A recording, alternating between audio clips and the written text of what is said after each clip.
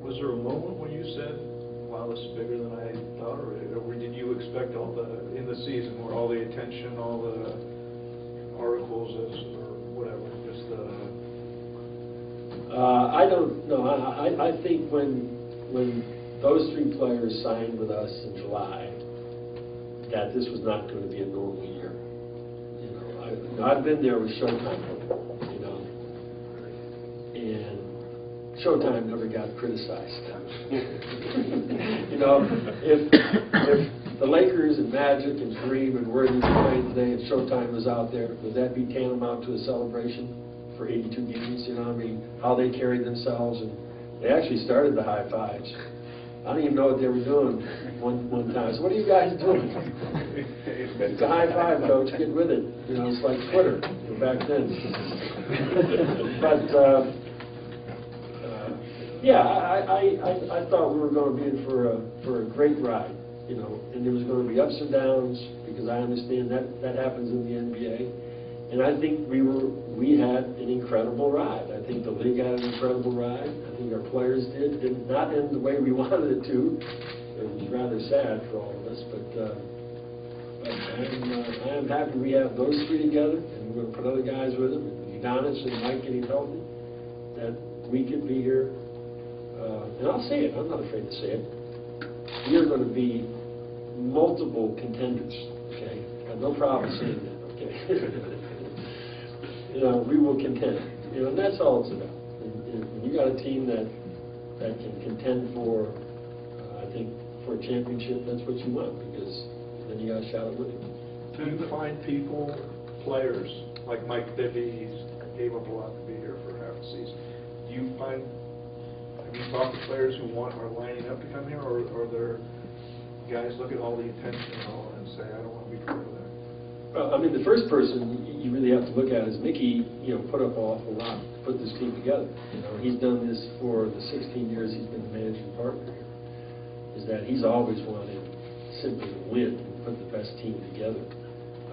And he's made a lot of sacrifices as an owner in a lot of ways to do this.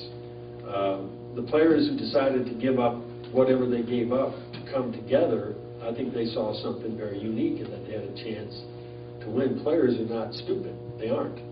And a player who knows he can go somewhere to have an opportunity to win a championship, it happens every year. There's always guys a little bit at the end of their careers that will pick and choose where they want to play for a minimum somewhere, because they know they have an opportunity to win. They're basically doing what Chris and Dwayne and LeBron did at the other end of the spectrum. But they don't get criticized for that. They don't take any less. And so there was a lot of sacrifice even there, and a lot of they gave up a lot to come together from that standpoint. So I think they should be applauded for that. That late game offense was a topic of conversation. The claim being that you guys didn't run plays; it was an isolation game. That's not true. What did you think of the late game offense? The one thing that I as a former coach, get upset with is we were a team. It's fashionable to say that, that the other team was more of a team than we were. That is BS. We would have never gotten this far without really sacrificing and playing roles, and those veteran players accepting rotation, responsibilities, up and down. We were the epitome of a team. Our team defense was as good or better than anybody's in the NBA. Our offense was as explosive and as good as anybody's in the NBA. And so I sort of, that's the only thing I resent, that all of a sudden now that a team beat a bunch of individuals. We wouldn't have got there just with individual play, from that standpoint. And we're going to become a better team.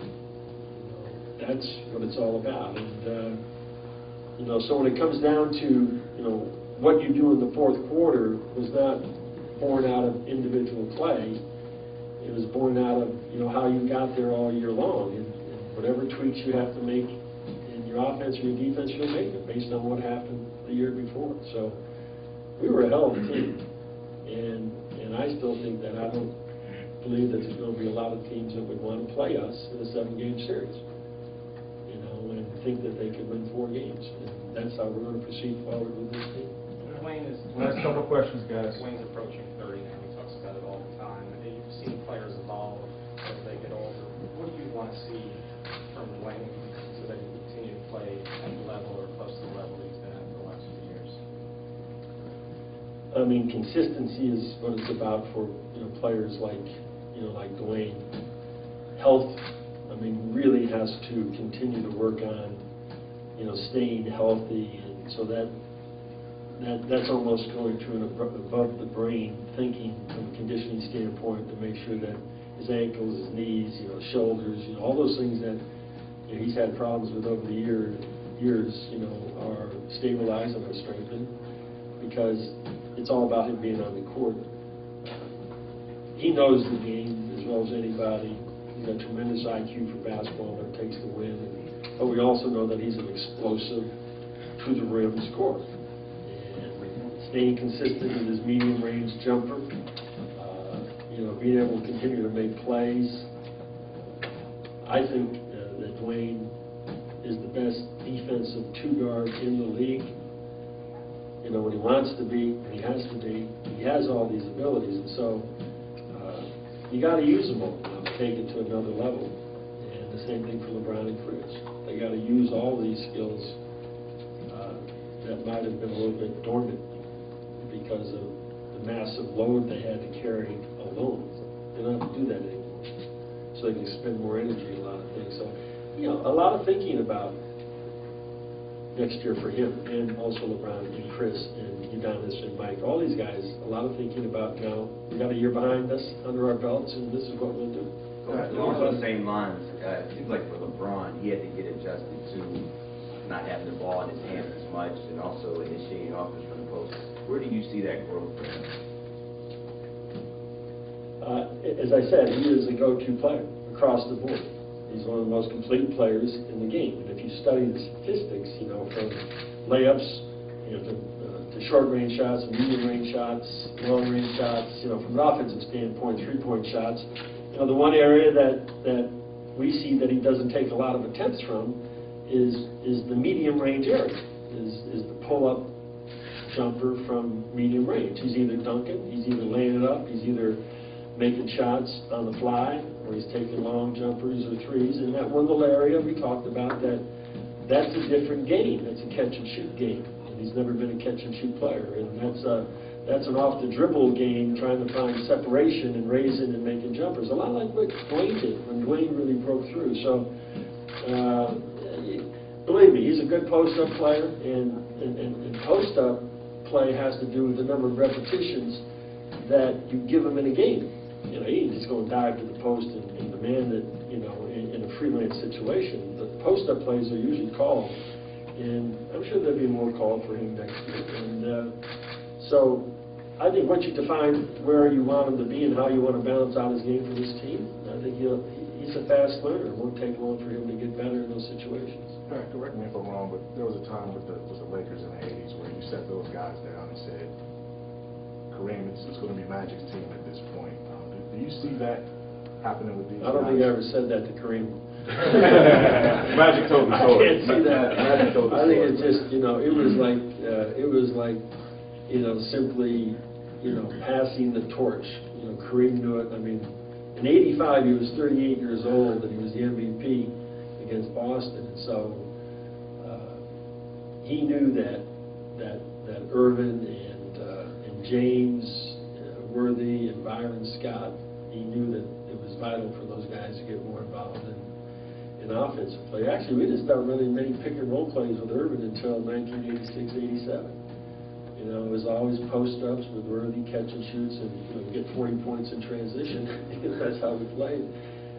And there was a time, 87, 88, where he started taking threes, and he became a three-point shooter, and he became a back-to-the-basket, baby skyhook player. I mean, he improved his game. He got in the gym. And I'm sure that if Irvin, were to ask any of our players, what should I do, that they asked him, he'd say, get in the gym. Just get in the gym, and that's where you purge it. That's where you get better.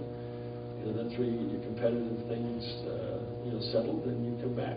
My question was, do you foresee these guys, Dwayne and having to eventually get to a point where one is going to end up being the dominant voice, maybe in the locker room, the dominant player on the court, and there's a definition between it. That's a tacit covenant agreement that they have. There isn't anyone, I'm going to be the guy that speaks, you're going to be the guy that scores. You know, that doesn't happen in the locker room. I mean, you just, you know, when Kareem, you know, was cap, he was the captain, and Magic came as a 19-year-old, you know, prodigy, phenom.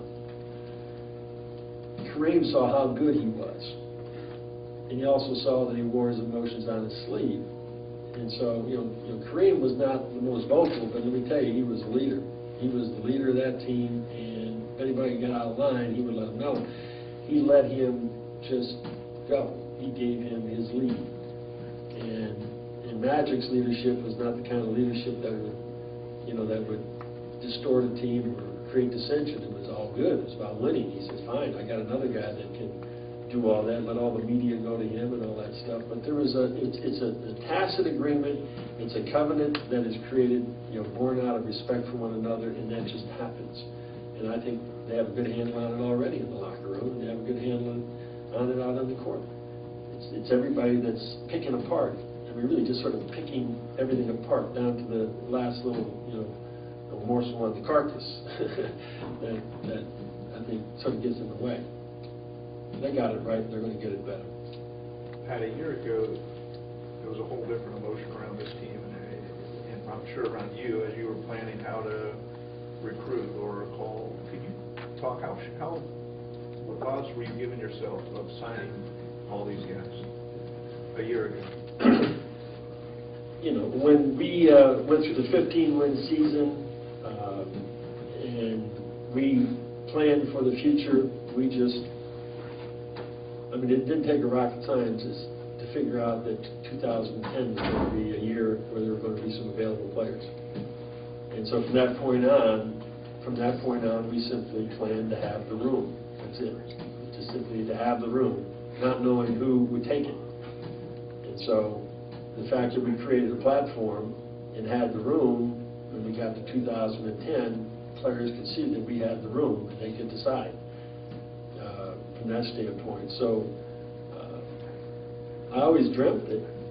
You know, I always dreamt it because they were available players. You know, that was a dream that I had, that Mickey had, that we all had. But did we think it would become a reality? You know, I don't know if you ever think it's going to become a reality, but it did. And it became a reality because we planned it, and we had the room, and they took it and wanted to play together. And so that's where we are today.